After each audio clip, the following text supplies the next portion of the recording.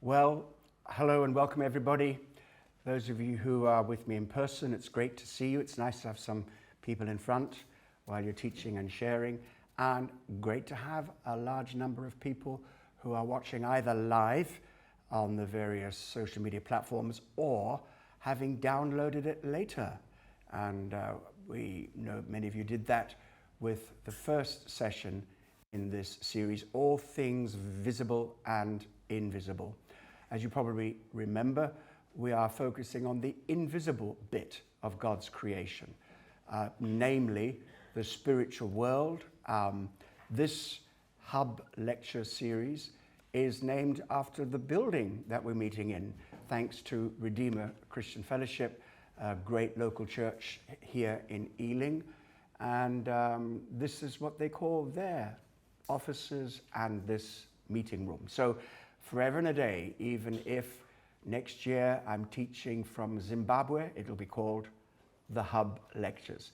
And the importance of these, or at least the objective of these, from my perspective, is advanced biblical study, and that's a relative word. What does it mean to be advanced? But I'm going slightly deeper than I normally do in terms of research and the mechanics behind some of the conclusions that we lead to when we're preaching. When we preach, we tend to give the fruit of our labors and try to hide the labor. But you're going to join me in some of the labors of biblical interpretation and biblical doctrine. So it is advanced biblical studies, and the overall objective is to arrive at a deeper and a better understanding of a fully biblical worldview. So now, to let you know where we're heading today, we are doing lectures 4, 5, and 6. You have manuals which cover that in paper form, and it's also available in a PDF from my website, colindy.com. So I suppose I should bring you to where we are. And we're going to have a lecture now from around 2 p.m., which is where we are kind of right now.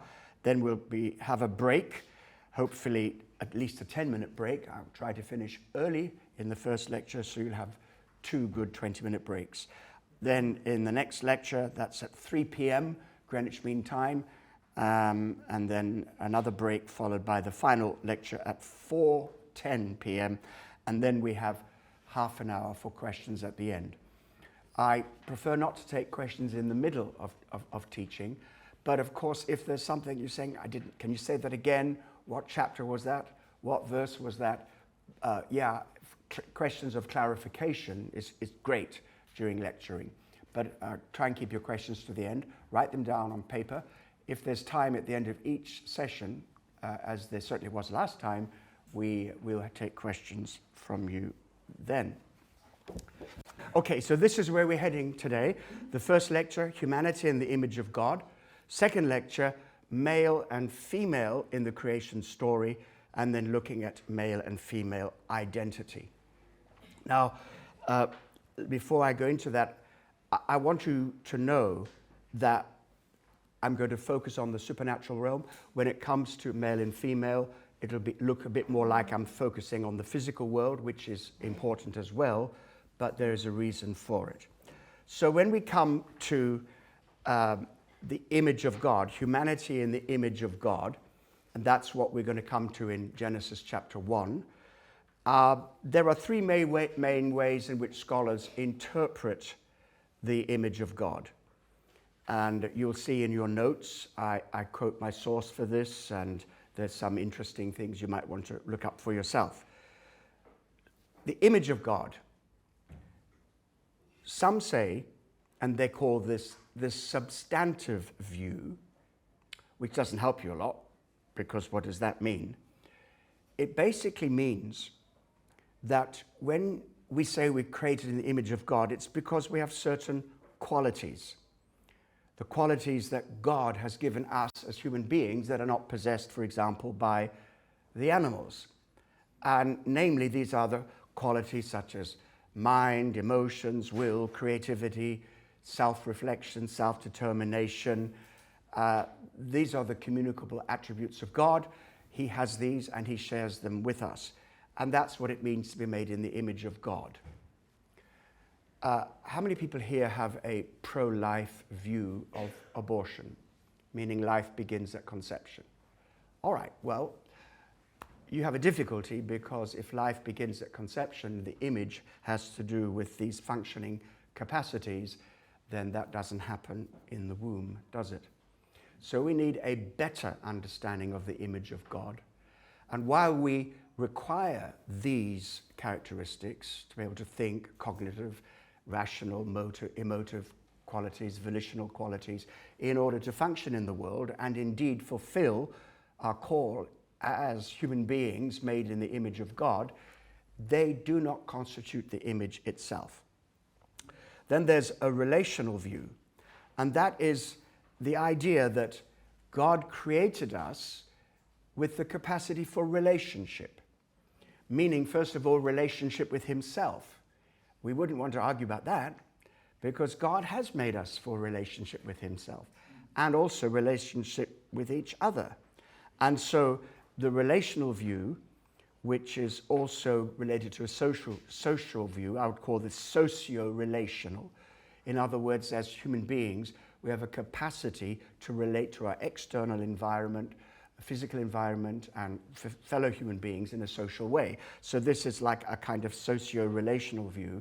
But the idea is that we're created in the image of God with the capacity to have a relationship, and we are called by God to reflect his relational image in the world through relational holiness. This is a great area of mine. I love relational theology, but I don't think this actually yet puts its finger on what it means to be created in the image of God. And then there is another view, which is the functional view, which means that we are created in the image of God because we've been given a status, a role, a function, which begins at conception. So let's go to, I've got to get this right because we've had changes in the monarchy, haven't we? So the current Prince of Wales, Prince William, when he was conceived in the womb, he had a status right there and then. And that status was to be future monarch. Status. And it's the same way when you and I were created. We were created in the image of God, fully human beings at conception because we're given a status. And we're going to look at what that status is. It means that we are given by God a status to be his representatives on this earth. A way of putting it is vice, like vice regent. So where there is an image bearer, that image bearer is a representative of the one in whose image he or she has been created. And this is the passage, we might as well read it, Genesis 1:26-28. Then God said, "Let us make man," and that word is Adam, meaning humanity or mankind. It's a generic term. "Let us make humanity in our image, after our likeness, and let them have dominion over the fish of the sea, the birds of the heavens, the livestock, over all the earth, and over every creeping thing that creeps on the earth." So God created. Notice this is so much to do with the earth. You can see that, can't you? Creeping things that creeps on the earth. So God created man, Adam, humanity, in his image. In the image of God, he created him. Male and female, he created them. So humanity is in two forms. This is dimorphic, male and female. And God blessed them, and God said to them, "Be fruitful and multiply, and fill the earth and subdue it, and have dominion over the fish of the sea, and over the birds of the heavens, and over every little thing, living thing, and including every little thing that moves on the earth." So we've got to ask ourselves, what is this all about? I'm recapping a little bit on the last time we were together. What is the plural? What are these plurals all about? What are these plural verbs? Let us make humanity in our image and after our likeness. And last time we looked at some views on this. One is it's referring to the Trinity, which is a very nice view for us as New Testament believers to go back to Genesis 1 and say, oh, look, there's the Trinity. And I don't think it is referring to the Trinity. Because, let's just give you one argument from last time. If God says, let us make humanity in our image, then it goes on to say God created. It doesn't follow through, because we know that God the Father, God the Son, God the Spirit were all involved in creation. So God is speaking not to the Trinity and informing them of what they know already, being omniscient members of the Godhead. He is speaking to another group of people who are also called Elohim. We looked at that last time. Now we have this idea that there's perhaps a plural of majesty, like the royal we, as in we are not amused. Well, there is no royal we regarding verbs in the Hebrew language. There is a plural of majesty, a plural of excellence when it comes to nouns. But in this passage, we're not talking about nouns, we're talking about verbs. So that really doesn't work. The other alternative is we're talking about a heavenly or divine counsel. That is more likely to be the correct interpretation. And we know that when God founded the earth and created the earth, he did so before witnesses who are called Bene Elohim, sons of God, morning stars, heaven. And this is a reference to the heavenly council. I'm going to unpack the heavenly council a bit more today. So they were witnesses. So we know that by the time the earth was founded, by the time God created the earth, the heavenly beings already existed. And they witnessed, and they witnessed with joy. Here at the bottom, I've got a few other ways in which the Old Testament refers to the same concept: morning stars, sons of God, holy ones, heavenly host, the gods, Elohim. Remember, Elohim is a description of a spiritual being. When we see the word Elohim, and we think we translated it G-O-D, and then put into that all that we know about the only one true, living, eternal, self-existing God who created everything else, including the other Elohim, the other spiritual beings. So we have to be careful when we're reading and we find the word gods or Elohim, which is a plural noun, and see what grammar accompanies it. If it is a plural noun, Elohim, followed by a singular verb, in the beginning God, Elohim, created, Elohim, plural noun, created, singular verb, it's obviously referring to a singular being whom we know to be God Almighty. But if it says, as it is here, the Elohim or the sons of Elohim rejoiced and sang together, plural noun, plural verb, it's talking about the other spiritual beings. So don't worry, it is taking me a very long time actually to sort of get my head around that because of just the way we've approached the scripture over the years, not paying careful attention to these distinctions in the heavenly realm or the heavenly beings. So, to put it simply, God, Ha Elohim, the one, only, true and living God, spiritual being, John 4:24, God is spirit. He is a spiritual being. He created all the other spiritual beings, and because they are spiritual beings, they're also called Elohim. So there's more than one Elohim. Yahweh is an Elohim, but no other Elohim is Yahweh. So this is fully monotheistic, but it's also allowing us to see, to give proper place to the spiritual creation, the things invisible. You may have questions on that if you missed last time, but we'll move on for now.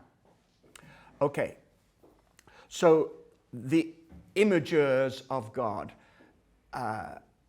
in some ways, it's best to think of being made in the image of God as an action, something that we do, rather than just something that we are. In other words, we're given a status and given a role.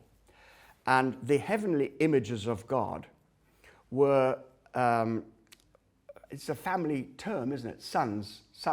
It's a family term. So it's a familial expression. It's metaphorical, of course, but it's a familial expression. And it's relational. So I want to keep that relational theological element in. And they function in a role as members of the divine council. Now, what this means is, let's start with us. We know that God uses us and he involves us in his kingdom. We preach the gospel, we reach to the lost, we act as the hands and feet of Jesus. We are working with God.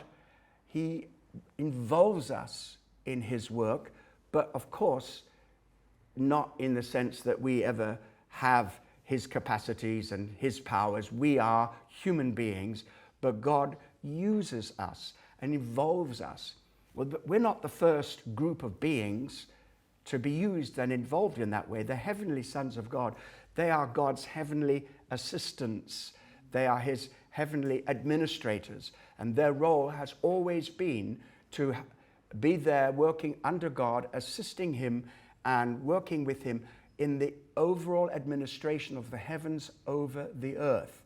Now just pause there for a moment and imagine what that might mean if some of those heavenly beings rebelled against God and yet retained their capacities in terms of administrative roles over the earth.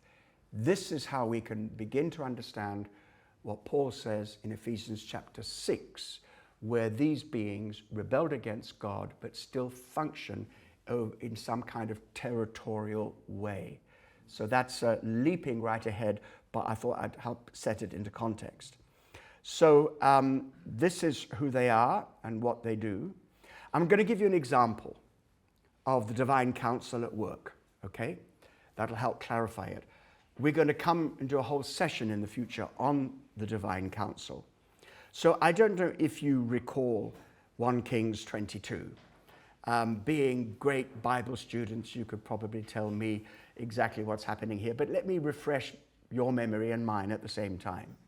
Here we have King Ahab coming under pressure from the king of Syria. And there is a town, Ramoth Gilead, that has been taken from him, and he wants to get it back. And Jehoshaphat, who is the king of Judah, goes down to Samaria to meet with Ahab. And Ahab says to him, Jehoshaphat, will you join me in attacking this place and bringing it back under our ownership? He says, we're brothers, I'll do that. And he said, let's consult the Lord. And there are 400 prophets from the northern kingdom of Samaria. Now, the northern kingdom weren't very orthodox. They were beginning to flirt with some of these pagan ideas from the Canaanite culture around them.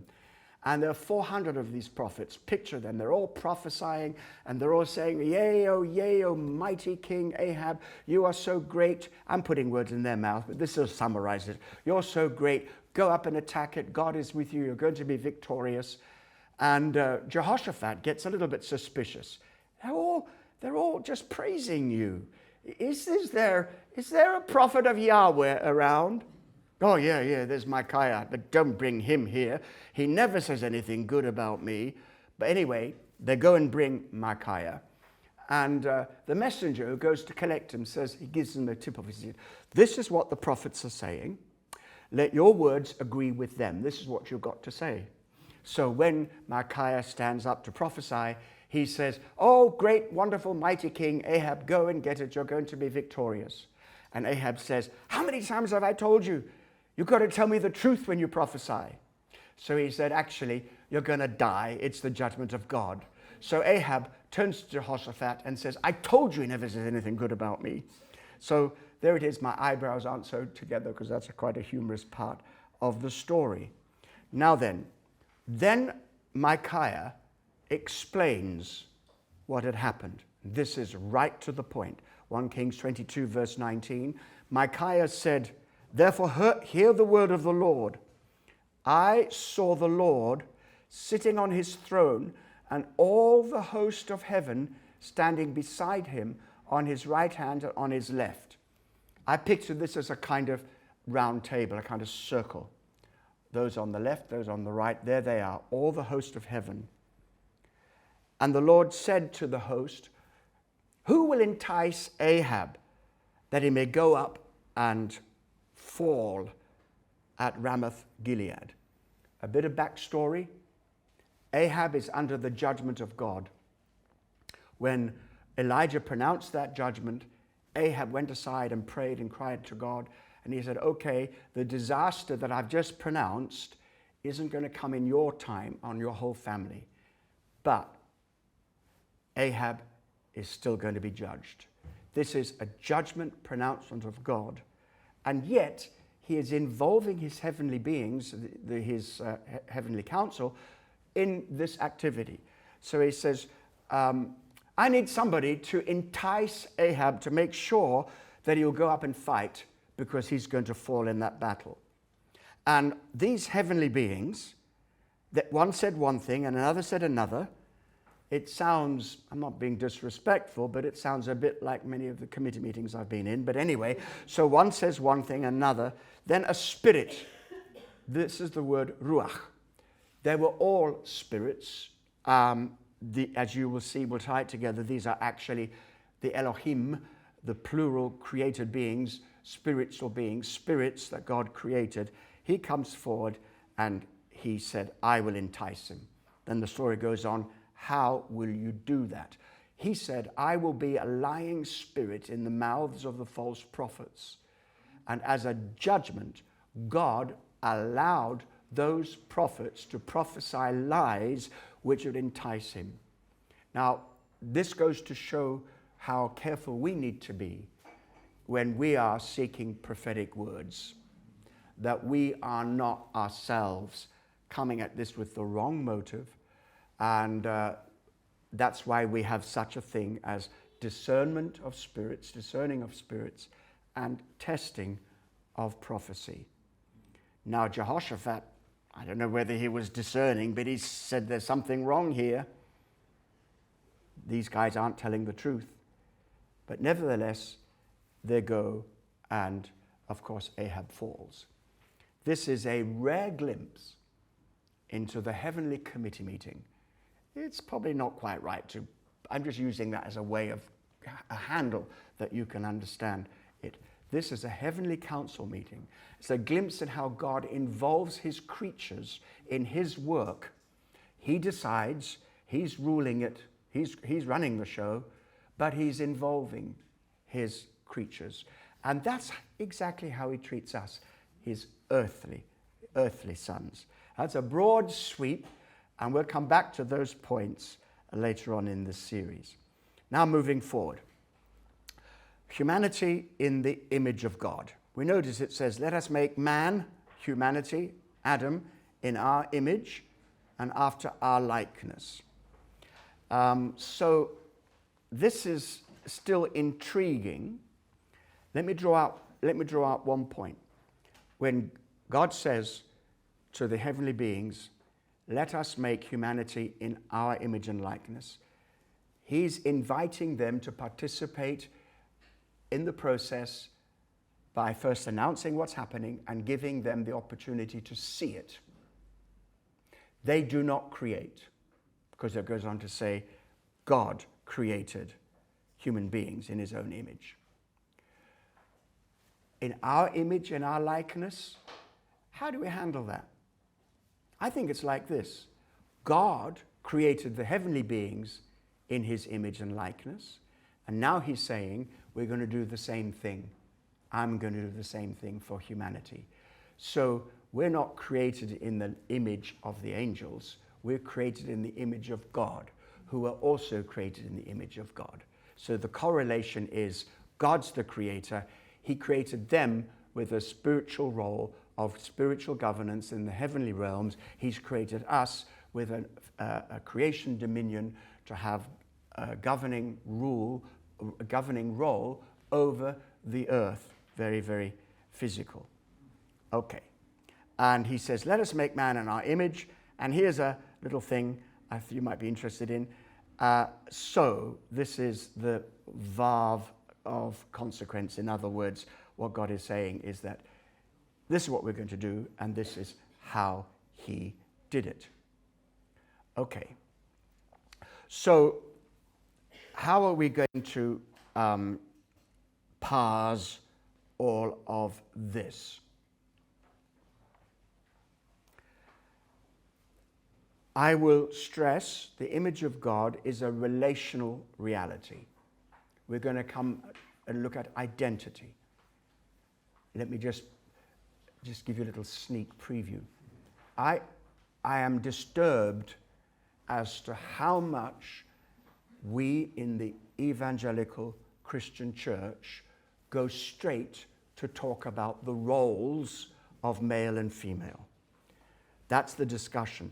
The role of women in the church, the role of husband and wife in marriage, and so on. And that's important. But in biblical understanding, role comes out of identity, out of created identity. We're going to do something maybe you've never seen before, and I don't mean to be condescending, because it's just not how we go about it. But we have to examine identity before we go to role. In the same way, we have to look at relationship before we go into function and into what we do. This is how God is. He calls us into relationship with himself, calls us to a function, gives us the capacity to fulfill that function, and then sends us off to do so in partnership with him. As the New Testament says, we are co-workers with God, but under God. So there is no competition now for the big job, like the famous Prime Minister joke, I think, God, you're sitting in my chair. We won't go there. And I certainly won't name the Prime Minister about whom that joke is frequently made. And I think it predates most people in this room anyway, so we're fine. All right. So this is a metaphor. It's the sons of God applies to spiritual beings, God's heavenly family, who assist him in the rule of the heavens over the earth. It also applies to the human sons of God, created to represent his government on the earth. So as image bearers or imagers of God, humanity's role is to reflect God's relational nature and character into the world, and from that relational perspective and from out of that relationship with him and with each other, love God with all your heart, soul, mind, and strength, and love your neighbor as yourself, with those two fixtures rooted in the relational nature of God himself and the relational nature of Christianity itself. It's all about having a relationship with God through Jesus Christ. We are sent out into the world to extend his kingdom. And the big plan, the overall plan, is to bring these two families in heaven, families of heaven and earth together, as it was in Eden. That is, I'm throwing out a fishing line way into a future session. But we're going to see how that God's program for humanity was to take Eden and not just take care of the garden there, but to extend it, fill the earth and subdue it. A good creation, everything was good. Why does that need to be subdued? Eden wasn't everywhere. I've given you a job. This is this garden, these conditions. God and spiritual beings and humanity in a kind of connection and a communion. Heaven wasn't very far away. And he says, now take this and spread it over all the earth. That has not changed. That's the basis of the Great Commission. We are still called in a mandate, the new creation mandate, the New Testament mandate, the Great Commission of Jesus. So the idea is God says, take Eden and spread this. Eden is a place where God dwells. I want my kingdom to be spread over all the earth. Be fruitful, multiply, and spread Eden all over the earth. Now we know that certain things happened, and God had to come back and help people get out of the mess that they were in. But he has never abandoned that plan. And we can shoot right into the book of Revelation and know that this plan will be fulfilled. The New Jerusalem comes down from heaven, and heaven and earth are brought back together again. And you could say it is a new Eden. This paradise is an expression. It's actually a garden temple in which God's presence lives.